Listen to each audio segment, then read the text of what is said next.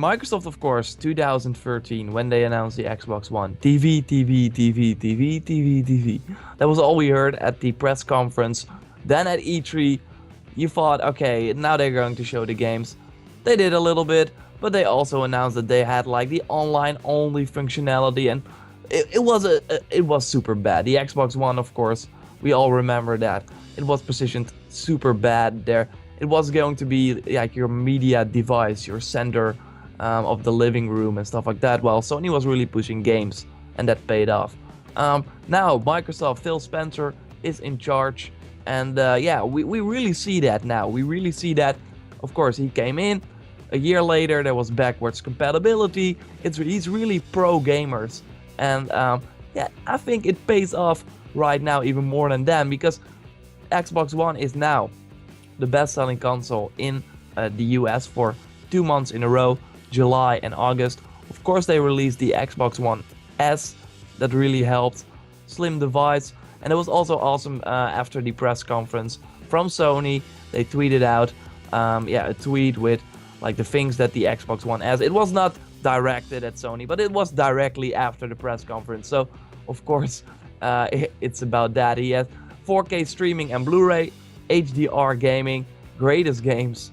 I don't really agree with that, but anyway, 40% smaller, and Xbox One. I think the biggest dig was the 4K Blu-ray. Yeah, and HDR Gaming that they also have it. Of course, the normal PS4 will also get it, but Xbox already has it, right? And they did not make a big deal about it. They did not go on the stage and say, "Look at this amazing screen with HDR and check out the colors," and that totally weird shit. Anyway, yeah, so they are really like, they are maybe getting the better mindset right now, while Sony is just shooting themselves in the foot with this PlayStation 4 Pro. When they came out of E3, everyone loved them. They had the best press conference by a mile, in my opinion. And then to do this, it's really like, oh man, we're going on a roll, and yeah, that's not going very well anymore. And Microsoft is really using this as well to strengthen their strategy. And of course, they have a huge exclusive title, and that's Gears of War, obviously. And yeah, that will launch in October. That will not get delayed. That will just be there for you to play. Of course, it can still go wrong, but from the amount of betas we had, the news, everyone already played it a couple of times. I think we will see it in October. Sony, The Lost Guardian, well, I don't think that will sell pretty well, and it will probably also be a bad game because of the yeah, development hell that went through. Of course, their big exclusive title was Gran Turismo, got delayed. Horizon got delayed as well. Microsoft also has Forza, so they have the exclusive game yeah, ahead of Sony again this year. Last year did not really matter, but right now they seem to, with the Xbox One S, that's a really slick device. They have to, yeah, they're getting in front. And also, they have like the Battlefield deal. I think Battlefield might be bigger than Call of Duty this year, because yeah, people are really up in arms about it.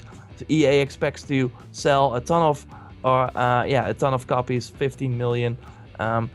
They have the Viva like deal as well with exclusive content.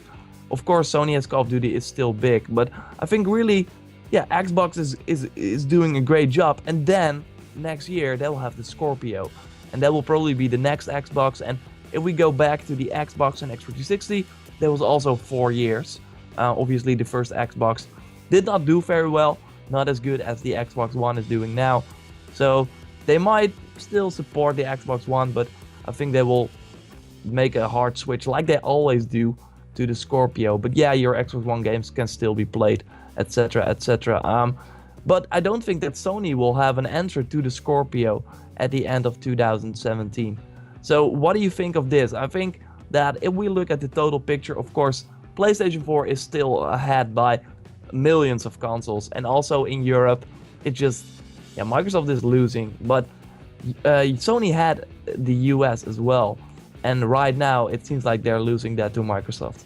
Well, what's really interesting is both companies are trying to go for a more budget-oriented gamer with the original versions of their consoles. I guess now I don't know anyone who would really go out and buy an original Xbox One. They probably just get the One S. I think it looks like a much better console, has a lot more features, and it just is a lot more slimmed down. And it's a really compact and good, media console, even for people that just want to watch 4K Blu-rays, because it's fairly cheap considering the market for that type of thing right now. And so I think that's a really good thing for them. And then they also are going to have their more high-end premium device with the Scorpio that I still don't think it's ever going to be $400. I'm thinking $500, honestly. But just the fact they've been messaging premium, and the fact that it has 2 million more teraflops of GPU power than the PlayStation 4 Pro, I think it's probably going to land at least either in the $500 to $600 range. I don't think it's going to hit that $400 mark. Regardless, though, I think that I honestly think at this point that Xbox One is going to be a better selling console. I don't think by a whole lot. I think they'll be able to sport we're the best selling console right now, but they're not really going to close the gap that Sony sort of made as far as total console sales. They'll just have good press going and good momentum going all the way up to E3. We're selling more consoles than our competition, and we are pushing forward and trying to be good guy Microsoft, and trying to sort of make a Windows on all of our devices platform. That way we can mix sort of what people like about PC gaming, but what people also like about the simplicity of console gaming, which I don't fully believe in. But that's a whole nother topic for another day. But it really comes down to the fact that if Phil Spencer doesn't come on stage at E3 of next year and bring it and lay the smackdown on Sony, and it's just another generic conference, I honestly think he should be fired. As much as he's done good, there's so much ammo that they have now with Sony that if they don't do what Sony did to them, then they just are completely incompetent, because there's so much things that they could bring out. They have so much time to release and get the Scorpio ready, and they have so much preparation as far as different IPs that they can go off of. Like, if I don't see Halo on stage next year on the Scorpio, there's a problem. If I don't see another Forza game on the stage, which they probably will, that they've never really skipped it, on the Scorpio, there's a problem. They need to bring the games on the Scorpio and really sort of make a difference. And I think that's why Gears of War, the new Gears of War, is so sporting 4K, and it's going to be able to run on 4K on PCs, is because they already have plans to show that maybe off at E3 of next year on the Scorpio running in 4K. Like, this is what our console could do, and then maybe drop the price at the end. This is all forward thinking. I think they're going to do good and have momentum going into E3, but they can blow up all that momentum with a terrible conference. And with Phil Spencer in charge, I don't think it will happen. But that's coming from the same guy who said that, your Xbox Scorpio is going to perform the same as it does with the Xbox One at 1080p, and you're not going to see any benefits unless you're at 4K. Okay. Yeah, that was a weird quote. Yeah. If that's the case, and they continue that bad messaging, then they're going to get a shit storm thrown at them, just like Sony did. So it's going to be very interesting E3 next year. I think next year's E3 is probably going to be a whole lot more intriguing than, I would say, the past one, if not two E3s, just because of these consoles and what these companies plan on doing to push them forward and get a bigger install base for them. Yeah, absolutely. And but I think that we do have to give credit to Microsoft, because they announced the Scorpio at E3. Nobody saw it coming. Of course, there were some rumors. PlayStation 4 Pro, way more rumors about that, and they didn't even show it at E3.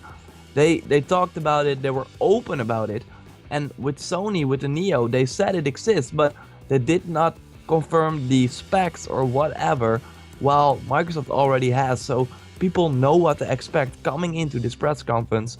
While with the PlayStation Pro, it was like, okay, yeah, we know some things, but hopefully it will do more. And I think the Scorpio, if they really position this as the next Xbox, they're not really saying it right now, but I think it will totally be like, just the next Xbox. I definitely don't. I think they're trying to go for an inclusive platform. That way people don't feel like they need to buy it and they're screwed over from owning an Xbox One before. They might. I don't know, but that's Or sort of the maybe vibe in a I'm year. getting. Yeah, or Maybe in a year then. Yeah. Because yeah, they might do a different tactic than normally with the Xbox 360. Yeah, they cut off the support immediately after the Xbox One. Of course, that life cycle was way faster, but I think it's interesting if they have the Scorpio, because then they will be 1 year ahead. I don't believe that Sony will announce a PlayStation 5 at E3 and launch it in the same year, because yeah, that will be a total middle finger to everyone that bought the Pro and stuff like that. I don't see them doing that, but then Xbox will have the better console, and yeah, will be 1 year ahead, just like the 360 was versus the PlayStation 3, and then it will be totally. Microsoft is now not waiting for Sony to do something; they are taking the step in their direction. They don't have VR, for example. Sony is pushing that, but they are looking at the console generation and say, okay, we're behind. Let's now start our own console generation then. One thing I think, and people might not agree, but that's just me. I think that the power, and that's the whole thing that's going on here. Power. If this thing doesn't have good games, because if we look at the Xbox One lineup, we already said this in the exclusive PlayStation 4 exclusive topic we did last episode about the amount of exclusives getting delayed. Microsoft has Gears of War, they have Halo, but it's not made by the same studio that made those games become a thing. Of course, God of War is made by Sony Santa Monica. Uncharted 4 is made by Naughty Dog, the guys that started these franchises. So they need new stuff, not Japanese stuff like that Scalebound. That's cool. Some people will play it. It will not sell millions. They need Horizon caliber games. They need God of War caliber games, not Halo Wars 2. Not. It's just right now. If I look at this lineup, I see Gears of War. Okay, that's awesome. Halo Wars, totally not for me. That Sea of Thieves game, cool. If you all have that game, are online at the same time, and then it will be fun maybe for an hour. It demos really well on E3 because people then see, or then you don't really see that the game probably has no depth. I really think this is the case. So then you have these games, and you're pushing this new console. They really need to step up their game. They have to go to maybe third party, do that again like they did with the Rise of Tomb Raider, and not launch it on the same day as Fallout 4, but really have something that's game focused. Because right now, I have an Xbox One, played Quantum Break, that was awesome, but I could also waited for the PC version, or that launched on the same day, for Windows 10. Rise of the Tomb Raider launched 2 months later on PC. Why? If I look at my Xbox One right now, I'm happy because I'm more of a console gamer when I'm looking at these types of games. But right now, if the Scorpio wants to succeed, they have to have the Horizon caliber games. And that's why Sony, even though they're now looking a little bit bad with the PlayStation 4 Pro, if Horizon comes out, if eventually God of War, Detroit, you name it, comes out, everyone will be like, wow, this is awesome, this is amazing. But right now, Sony is just not in a good position. No Man's Sky also happened. This PlayStation 4 Pro thing.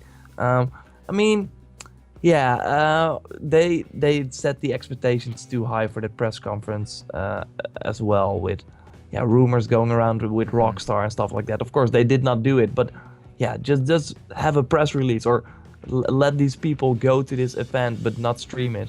I think that would be the better decision. So I definitely agree. I mean, one of the things that I would really love to do is sort of get in the minds of Microsoft right now and what their forward path is, because the way I look at it is the best path forward is Phil Spencer going into Valve's offices, striking a deal with Steam, so Steam is now on the Scorpio as one of the main features. So you'll be able to play all the games that are on Steam on the Scorpio, and there'll be a Scorpio optimized version via like a sort of NVIDIA experience type application that's sort of in the background that just fine-tunes settings and just puts it in there for you.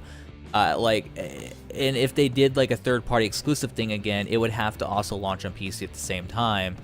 to a certain degree, I think, because I think that's another reason why people were pissed about it, because people, especially that were maybe on PC, were, you know, like, what the fuck, like, you guys are making it so we have to wait for this. So that probably killed Crystal Dynamics sales. Then also PlayStation 4 people, I wonder how much that sold. Probably not that well, because they had to wait an entire year. It's not out yet.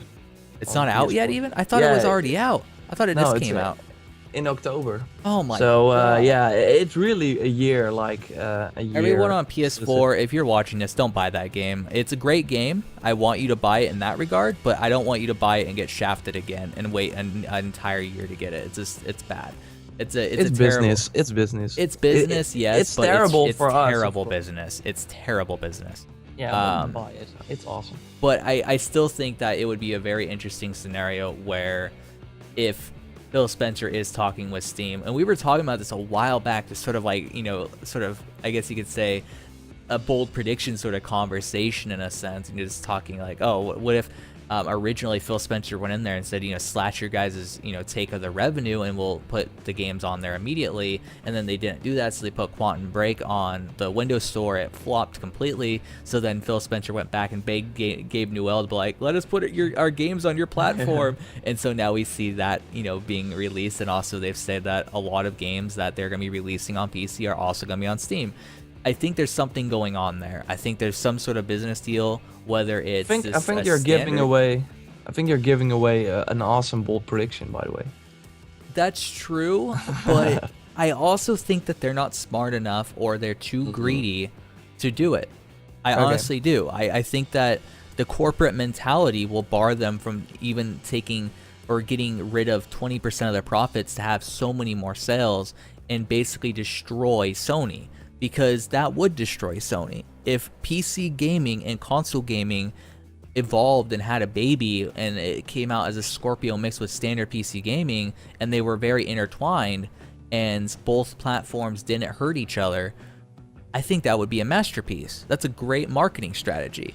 But whether or not they'll execute, it's a whole nother thing. Is Microsoft winning? Let us know in the comments down below. Remember, this was a part of the Everything Gaming podcast. Listen to the full episode in the description below. Thanks a lot for watching. Like this video if you did. Subscribe for more gaming discussions. And I will speak to you next time.